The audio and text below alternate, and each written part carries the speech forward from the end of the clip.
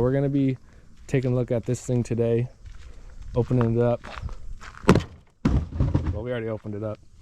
We're going to be taking a look at what it comes with inside the box, and we're going to be installing it on this van. So got an email the other day about 12-volt air conditioner.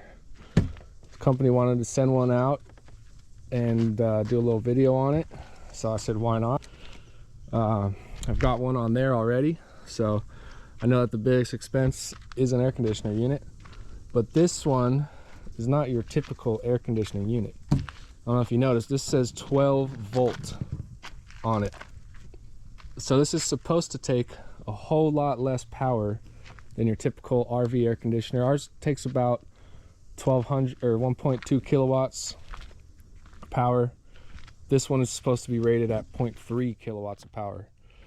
So it's like 400% less.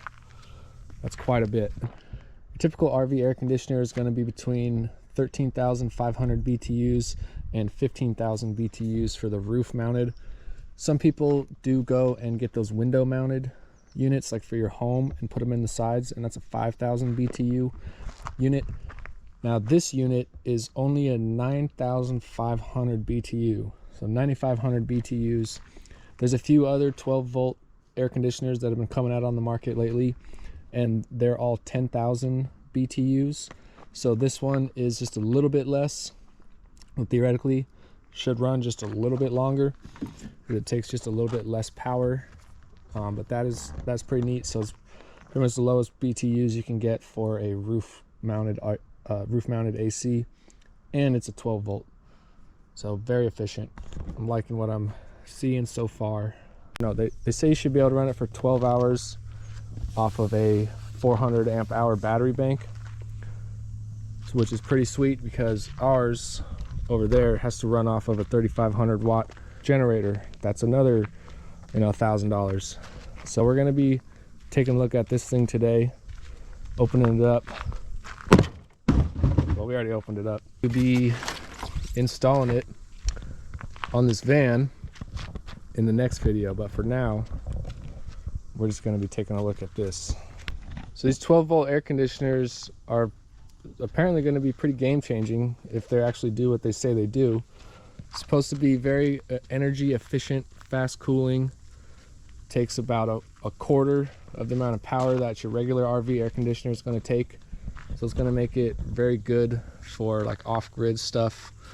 You can put it pretty much in anything. It's also very lightweight compared to the Dometic 13,000 BTU one that we got up on the bus. And it'll make it great for like smaller van builds if you have like a smaller truck camper or anything really that you want to put it on. So this is everything that came in the box. We've got some foam pads, which I'm assuming that's going to be to rest the air conditioner on top of and clamp down for waterproofing. We've got this support bar, which somehow is going to support this thing. It comes with this nice mounted like head unit, so you can blast your stereo on this thing. Couple little speakers right there, Bluetooth. Just kidding, that's not real. But we have a button to turn it on. We have the mode, looks like an up and down. It comes with two little plugs right here, so that's nice and easy to plug it in. This piece seems to be what this goes on to, so that'll basically be like the display unit inside. We've got a couple bag full of some bolts. Let's see what's in here. Now these, we're looking at this thing, and it appears to be what goes on the back of the air conditioning unit to hold it for support instead of some foam pieces, which I've seen before, which that's kind of nice. So that I feel like over long term, some hard rubber and screwing in is going to keep it from bouncing around. Because when they go on the roof, the hole for your roof is like in the front, and pretty much the whole back side of this thing just hangs over and has to rest over the top. So it's nice to have those. And so we got some really long screws, like 2.5 inches. And we got like some big bolts, which are probably going to mount the unit down together. So they ship it in this nice box, nice and foam. So these wires, let's see, this is coming right out of the back of the unit. So it's very simple. You don't have to be some kind of electrician, I don't think, to set this up. You got your positive, negative, little fuse box right there. So that's going to hook directly into your battery system. So you don't have to worry about using the inverter or anything like that. It's just simple. If you got batteries, positive, negative, hook that up. Plug this in. A few bolts. And it seems to be pretty simple. You should be cool after that. And the unit, oh, here we go. So this must be where it plugs in for the head unit space. Also comes with a remote control. That's pretty trick. Ours in there has no remote control. We just have to get up and like turn it on and off. So that's a pretty nice little feature. Comes with a user manual, obviously. It's going to show you everything about it. This unit is rated between 30 to 50 amps. The rated power, 400 to 750 watts. That's pretty much nothing. I mean, your basic air fryer in your house is going to be 1,000 watts. And we've tried to run that off our 600 amp hour battery bank, and we can't do that. So this is really nice. So it comes with these two foam pads holding it together. Put up on the side. You have to cut a 14 1/4 by 14 1/4 hole in your roof for it to go on. So this part is going to go inside of that hole. One of these sucks the air in, one of them blows the air out.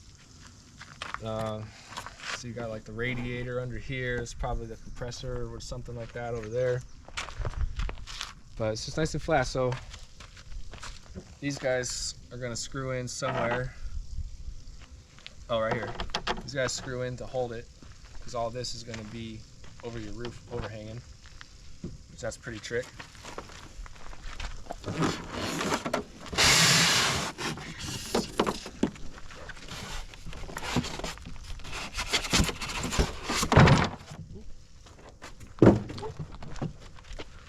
Yeah, there it is.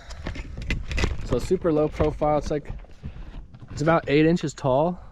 So that's going to help you stay a little bit lower. Not going to have to worry about hitting so much stuff, branches, when you're out camping, especially if you're going off grid. It's pretty slick looking, nice and aerodynamic.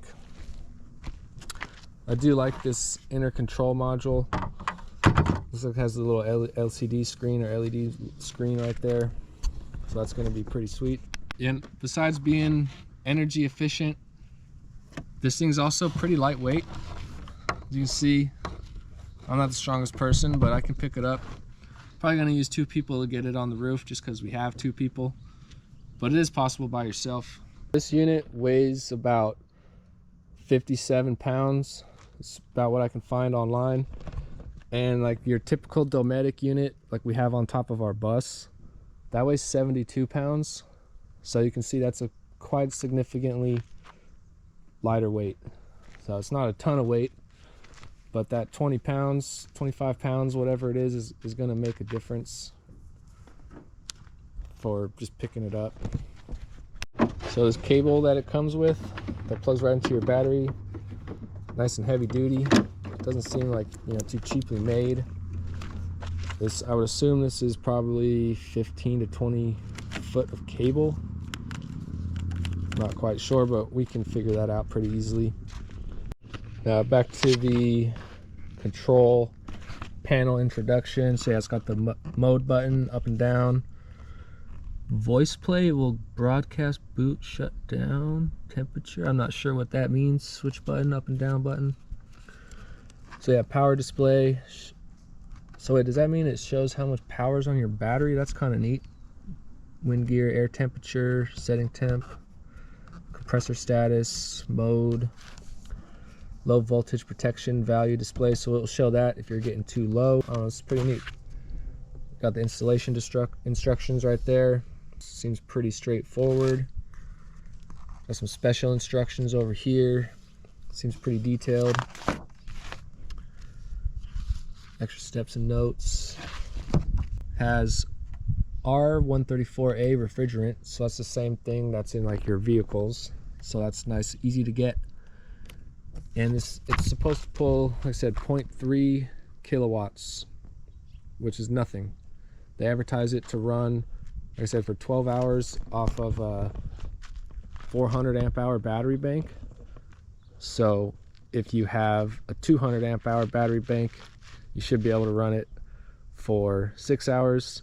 And if you have a 100 amp hour battery bank, you theoretically should be able to run it for 3 hours about.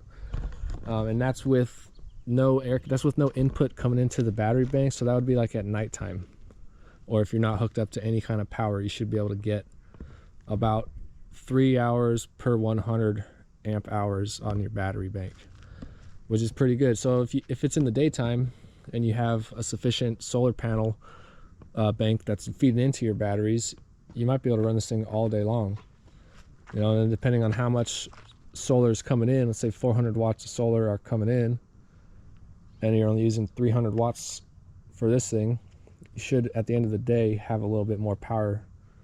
Like, you shouldn't have a super dead battery, you should still have something left over. But we'll see. We're gonna get this thing installed. We're gonna do a two-part.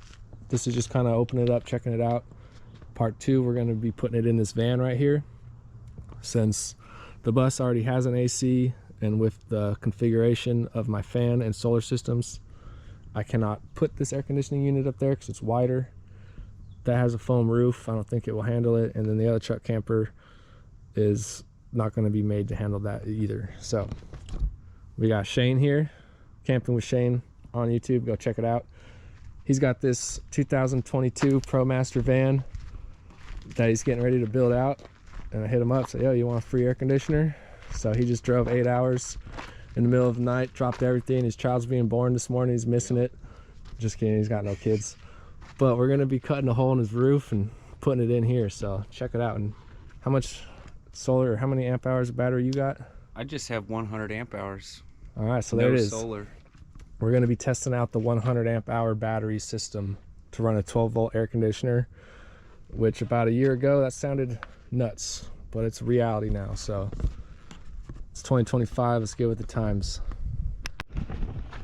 So yeah, one of the big things about this 12-volt air conditioner, like I mentioned on that, to run the regular RV AC, we had to get a big, heavy, expensive generator that we have to lug around, maintain, change the oil, fill up with gas, have it locked down so nobody steals it. So with this 12-volt air conditioner, you eliminate the need to carry around that generator, which is honestly pretty incredible, because having that generator and having to put gas in it kind of limits us to how far, you know, how long we can be out somewhere if it's really hot. So this, if it can truly run just off a 12-volt battery system, which in the next video we're going to be installing it on this van, which runs off of a 100 amp hour battery bank, it's truly game changing. You don't need to come back to civilization to fill up gas. You don't have to worry about getting gas. It stinks. I spill it sometimes. The lady at the gas station insisted she do it. She broke the filter off, and this is a whole mess of issues that you're going to eliminate. Plug that straight into your battery bank. No generator, no inverter, off-grid power for days. It's pretty sweet. I think it's a real game changer. So I'm excited they sent this out. Bummed it doesn't fit on the bus, but excited to be hooking up my little brother with it for his van build. So we're going to get into that in number 2, and we're going to run this thing off of a 100 amp hour battery into the ground, and we'll let you guys know how it goes. It's also supposed to be like very quiet compared to the other ones. Our Dometic is very loud. So we're going to do a side-by-side comparison, so make sure you guys subscribe. There is some links below if you guys want to check it out. There's a link in the description, and if you use the code ADVENTURE, you'll get $25 off of that unit. So go check it out. Under $1,000, can't really beat it. I think it's actually priced at $795, so that's a pretty good deal, and we'll let you know how it is. Stick back around.